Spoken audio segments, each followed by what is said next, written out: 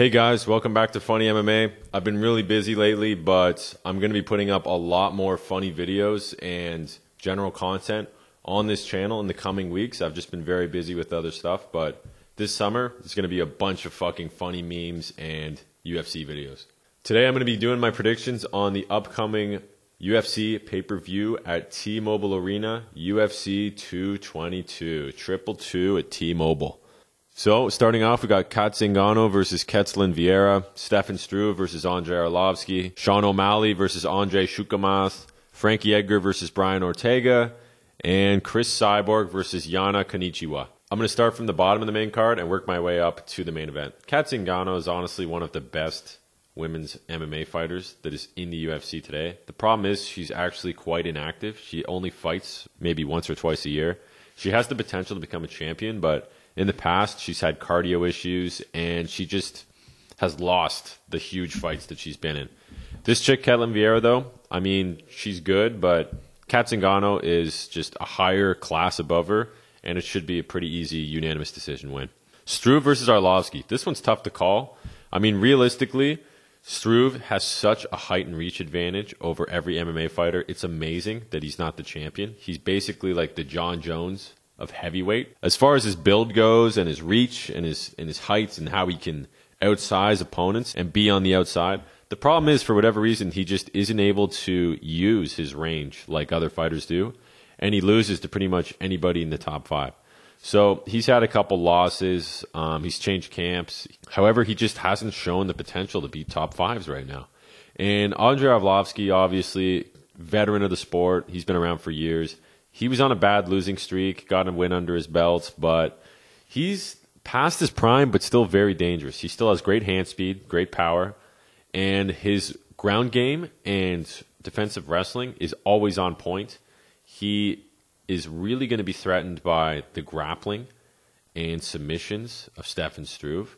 But as far as the striking goes, I think that Andrei Arlovski will have the advantage, even though he is way, way shorter and has way less reach. I think he'll still be able to connect clean on Struve because Struve just isn't able to really keep his distance like he'd want to. This fight's going to be interesting, though, because I could easily see Struve getting him down and just trying to make this a grappling fight, wearing him out and getting a submission. Arlovski was submitted in several of his last losses. They were better credentialed grapplers than Struve, but Struve is just really crafty with submissions. I think Arlovski's going to win this fight by better striking, well enough rounded ground game to stop the takedowns and just keep Struve at distance, outland him, maybe even get a TKO.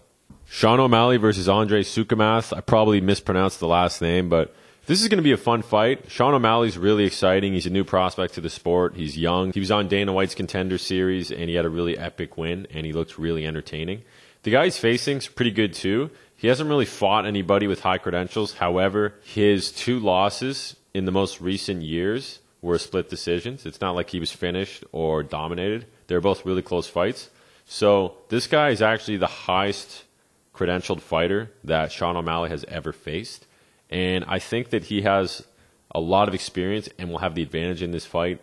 Sean O'Malley's good. His striking's good. His grappling's good. But I just feel like he's not at the highest level yet. He's kind of like Sage Northcutt 2 or 3 years ago. He had like really good athleticism, really good talent, really good drive, but he just hasn't spent enough time perfecting his skills yet. I think he's open to a submission or decision loss to this Andre guy.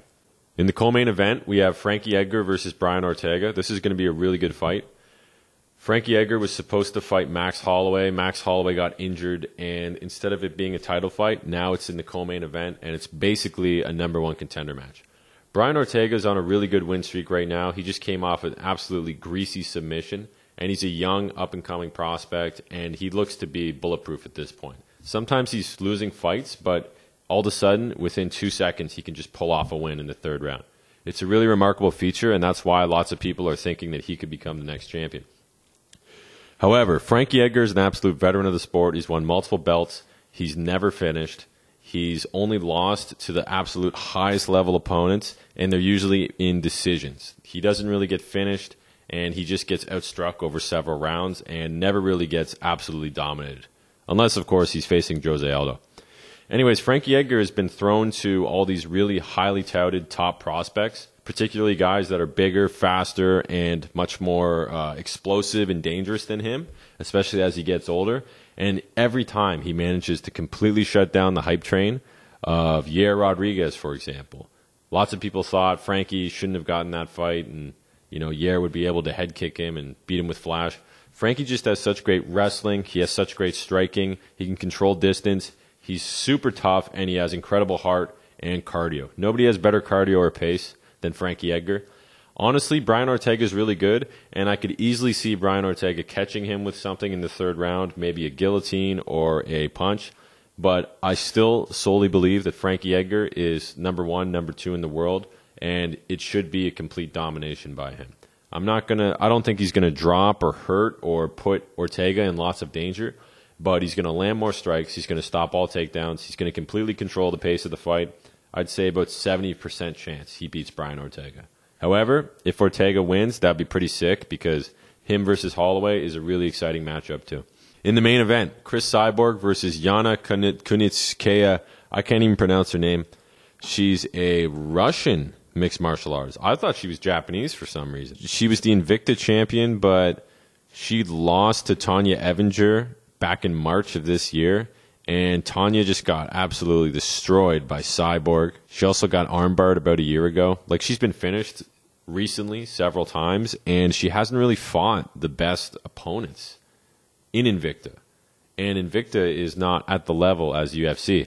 I honestly think that they threw this fight together because of the main card fight headliner getting canceled last minute due to Holloway's injury. So basically, they're just like, yeah, let's throw Cyborg on the card, and we'll save this card. But Cyborg's literally just going to crush this chick. This chick is good, but she's just not on Cyborg's level. I honestly don't think anybody's on Cyborg's level right now. I think the UFC are building up the Amanda Nunes versus Cyborg fight by giving each of them an opponent right now that will probably be beaten. And that way, casual fans will continue to hear about Cyborg and Nunes, and then they'll finally fight, preferably June or July, on the Stipe versus Cormier card, and it'll be a legitimate super fight. My final predictions for this: Kat Zingano decision, Andrei Arlovski decision, Andrei Sukumov submission or decision, Frankie Edgar decision, and Chris Cyborg by fucking brutal TKO. It's going to be nasty. Every time Cyborg steps in there, she just puts chicks away. That's why she's one of my favorite fighters, and I hope she becomes a huge star in 2018 because she is fucking scary. Be sure to comment below what you guys think is going to happen at UFC 222. Who do you think is going to win in the main event fights, and what fights do you want to see next? Give me your predictions below, and we'll see what happens. Enjoy.